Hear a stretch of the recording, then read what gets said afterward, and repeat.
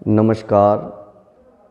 बानी एक अमोल है, जो कोई बोले जानी, हिये तराजू तोली के, तब मुख बाहर आनी। ऐसी बानी बोलिए, मन का आपा खोए, औरन को भी शीतल करे, आपहु शीतल होए। कबीरदास जी ने बानी के ऊपर बहुत ही सुंदर ढंग से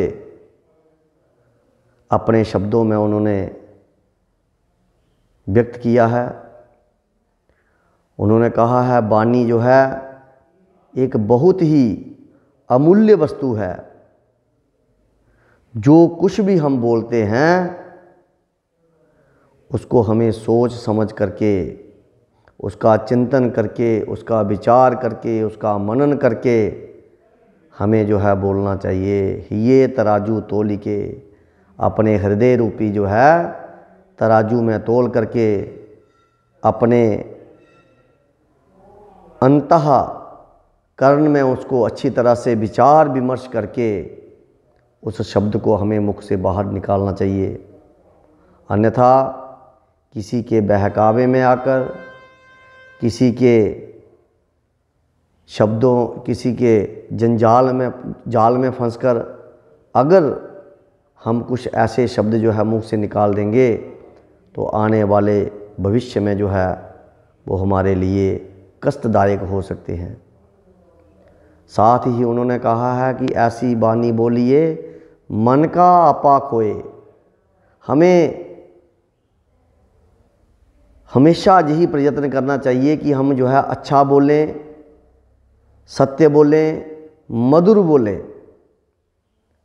ऐसी बानी बोलिए, मन का आपा खोए, औरन को भी शीतल करे। और हमारे जो बचनों से दूसरा आदमी जो है वो शीतल हो जाए, आप और हम भी जो है शीतल जो है रहें, हम भी शांत रहें, दूसरा भी जो है वो प्रसन्न हो। और भी अलग अलग जो है कवियों ने अपने अपने तरीके से इन्हीं शब्दों को कहा है कि let before you leap, think before you speak. हमें कहीं छलांग लगानी है तो हमें कम से कम देख लेना चाहिए कि आगे गड्ढा तो नहीं है। और थिंक बिफोर यू स्पीक, हमें जो है कोई भी हमने बात करनी है तो हमें सोच विचार करके, उसका मंथन करके उसको मुख से बाहर निकालनी चाहिए। और भी कहा है, बात जवान से और तीर कमान से जब निकल जाता है फिर वह वापस नहीं आता।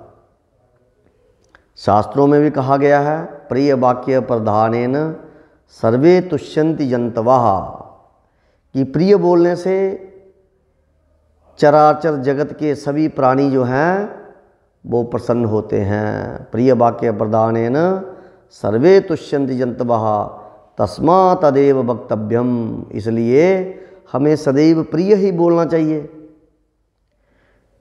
प्रिय बोलने में कौन सा हमारे कोई मूल्य लगता है, कौन सा हमारी वाणी में कोई जो है कोई जोर लगता है। प्रिय वाक्य प्रदान सर्वे तस्मा तदेव वक्तव्यम, बचने का दृढ़ता। इसलिए हमें कठोर शब्दों का अनुसरण न करते हुए प्रिय शब्दों का अनुसरण करना चाहिए, जिससे जो है जीवन जो है वो सरल हो जाता है, जीवन शांत रहता है।